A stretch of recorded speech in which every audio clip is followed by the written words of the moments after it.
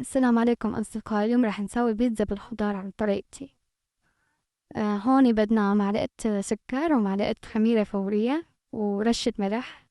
بنضيفلن كاسة مي فاترة ومنحركن مندوب الخميرة شوي عشان ما يضل فيها تكتلات. أنا هون ما حركتها، نسيت حطيت الطحين فورا، كاسة طحين حركتن وبيمشي الحال، يعني ما بيأثر، بس إنه إذا حركتوها قبل ذوبتوا الخميرة أحسن. وهون حطيتها بجاتي وتركتها 10 دقايق لترتاح. بعد 10 دقايق طالعتها، بتكون هيك طالعة فقاعات شوي ومنتفخة تبين عليكم ونجهزت يعني. هون حطيت منخل مشان بدي انخل الطحين أحسن مشان ما يضل في تكتلات وحبات. حطيت كاسة طحين ومعلقة حليب بودرة، ورجعت ضفت نص كاسة طحين. هذا العيار لصينية كبيرة. هوني فرطت نحلت الطحين والحليب وصارت جاهزة، وضفت ربع كوب زيت نباتي، حركتن شوي هيك بالمعلقة وبعدين عجنتن يعني عجنتن منيح عشان تكون متماسكة تمام مثل ما تكون شايفين. لازم تكون شوي هيك بتلزق على الإيد، يعني ما تكون ناشفة على خير. هون جبت طلعت الصينية الكبيرة وبخيت زيت ودهنتها مشان ما تلزق البيتزا أبدا فيها. رشيت لها رشة طحين، دهنت الطوارف دهنتها كلها. هي شغلة أساسية بدكن تعملوها.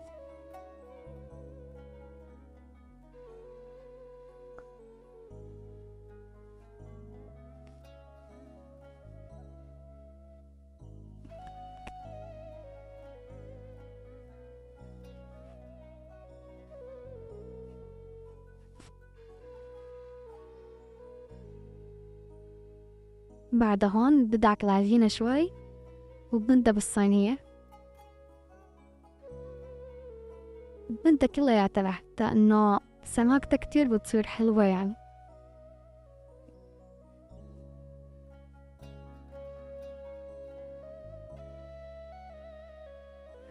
بعدها ببعجها بالشوكة مشان تاكل الصوص. صرت عم أطياب ما تنتفخ كتير بالفرن. هون ضفت صوص البيتزا. صوص البيتزا طريقته حطيتلكن إياه في فيديو تاني، شوفوا على قناتي.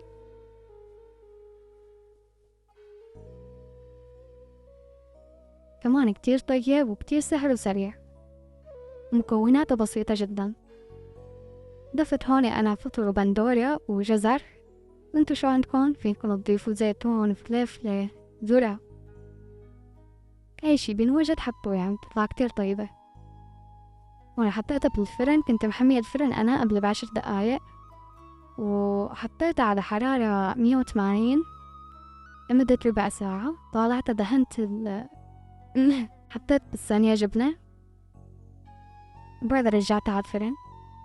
أنا فرني هوا، ما في فوق وتحت، فأنتو حسب كل فرن وشكل يعني بتكون تحط الحرارة فيه المدة.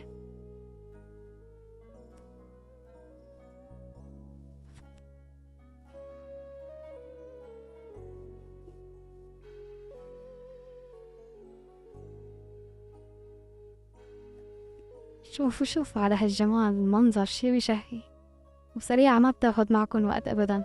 طلعتها نص ساعة بتكون خالصة، يعني نص ساعة لساعة بتكون خالصة كلها، مع عجنة ومع فرنة مع استواءه. جربوها ورح تقيدوها وتدعولي.